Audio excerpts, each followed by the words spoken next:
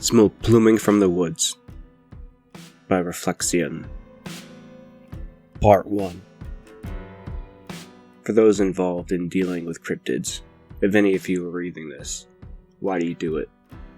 Other than the money, of course, I feel a lot of you do it for the rush, the adrenaline. But where's the line drawn? Where does exhilaration evolve into panic? Don't get me wrong, a little risk-taking is food for the soul, but so many factors can go wrong in any situation.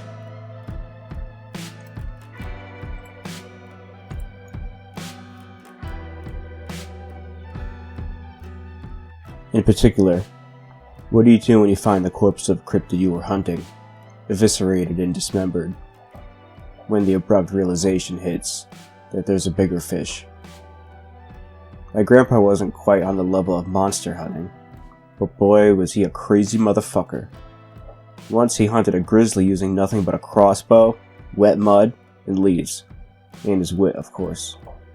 He had his head mounted above his forest house fireplace ever since. I can't say how far back his love for the wilderness is rooted, but I know he grew tired of the city long before retiring from his job as a metropolitan engineer. Since then, he's lived out in an old house in the northwestern reaches of the Olympic National Forest, about 40 miles from the park itself, Washington State. I can only imagine how lonely it must have been, living out there by himself, but he never seemed any the worse for it. In recent years, I've come to be good friends with a guy I met in college, Martin. I could see the same fire in his eyes as my grandpa's when it came to the outdoors, always pestering me to come on camping trips, going fishing, hunting, you name it. It was a no-brainer bringing him along for a visit to my grandpa's. Honestly, I feared they might get along too well, and Martin would never return with me. In the end, it didn't matter, because both of us have been ingrained with a morbid aversion to the woods since that day.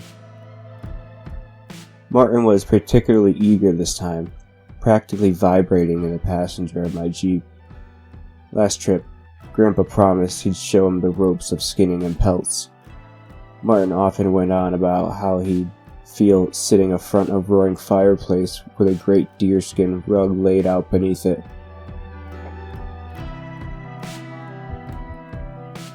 My motivation was simply to check up on my grandpa. He hadn't been responding to my attempts at contacting him for the past week, so naturally I was a bit worried. We ran into a problem early, driving up the long dirt road to my grandpa's.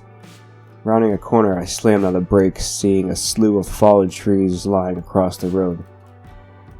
"Damn, what happened here?" Martin exclaimed. "There haven't been any storms recently, right?" I sat up with my hands 10 and 2 on the wheel, lost for words. No. It's been pretty clear weather around these parts since March." "Weird." Shutting the engine off, I hopped out of the Jeep. The only sounds were the leaves, flittering in the mid-spring breeze, nature's white noise. We were a little over 2 miles away from the house, an easily walkable distance. Gramps had enough equipment that we didn't need to bring much of our own, so our bags were light. I had my phone, a flashlight, water, spare clothes, and my utility watch strapped around my wrist. My plan was to get up to Grandpa's and come back down in his truck to chop up the fallen logs with a chainsaw. We thought it would be more fun to go through the woods alongside the track. A long dirt road means only boredom, after all. We scrambled down the left side slope and began our trek, keeping an eye on the road to follow its route. Only a few minutes later, the smell hit us. Putrid. Carrion. It was nothing unexpected. Animals in the forest die all the time. Even so, that hardwired part of my brain was repulsed by the smell. "Shit. Something's festering out here," I said. "Can't imagine how it'd smell in the summer." Martin let out a small retch, but agreed. The stench only grew stronger as we went on. It was at its peak when I almost tripped over a sharp object on the ground. I thought it to be a cluster of branches at first, but the notion quickly dissolved upon seeing their pale ceramic reflections. A decapitated stag's head lay right in front of us. It was all wrong, though. The teeth were too long. The bone of its face was exposed. Even with the odor, I could tell it was fresh from the viscous black blood that seeped from its neck and mouth. Martin spoke up.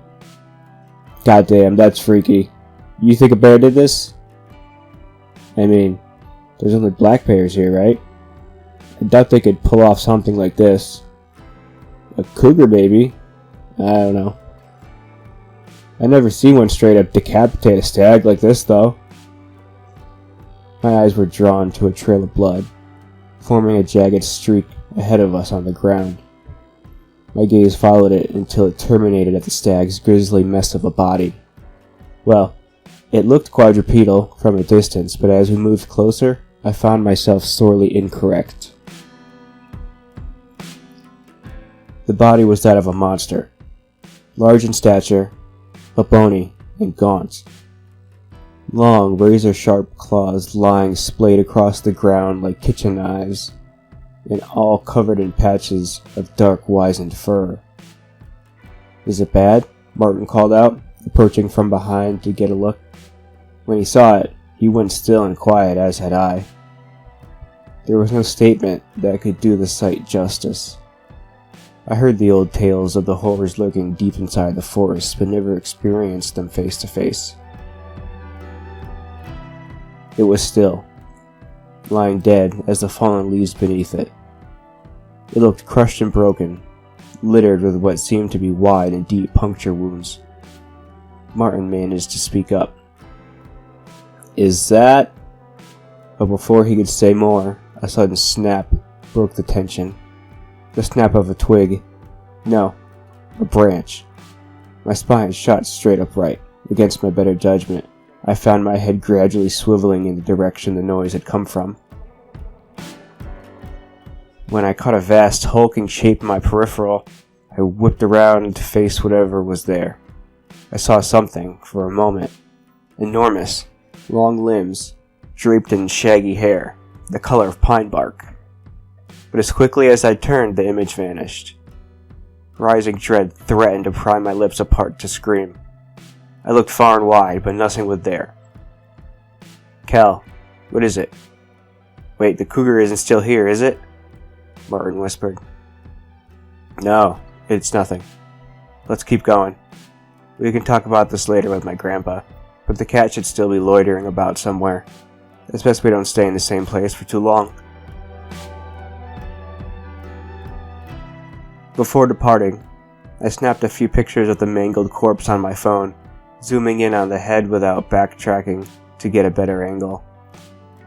Something told me that turning back, however briefly, would be a terrible mistake. We went on at an urgent pace, pretending to ignore the heavy movements between the trees nearby. Large animals will inevitably give away their movements, but they snap twigs, not entire branches. Even so, the movements sounded anything but clumsy. No, they sounded calculated, those of a stalking predator. As hard as I tried to filter them out, I caught myself glancing to the sides behind very often. I don't know whether I was hoping to see something or nothing. Still, the woods around us were empty, other than ourselves. "Hey Cal, if there's a mountain lion around here, we should go up onto the road for a bit. It'll be easier to bolt if we need to." I agreed, and we veered off to our right, climbing up the roadside slope. Deep down, I knew that whatever was out there, it wasn't a big cat. We only told ourselves that, skirting the subject of monsters now made very real to us. The forest fell silent as we walked along the road. That was far from being comforting, though. If the woods are quiet, predators are about. It's a well-known idea in the community of wilderness and enthusiasts. What did ease my mind to a degree was the sight of a herd of deer standing at the track. They cocked their heads to look at us but didn't seem all too disturbed by our presence.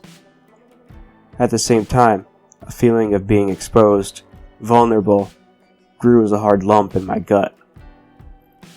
They started to move on as we got closer, wandering off the road and into the woods. One of the deer stayed in place. It wasn't frozen, no, but constricted? It twitched and whimpered as it started to rise off the ground as if weightless. It happened so quickly. Its screams were cut off as its limbs were snapped and crushed, and deep wounds erupted all over its body. And then, like it had been there the whole time, it stood. It was a nightmare. Huge. Unimaginably so.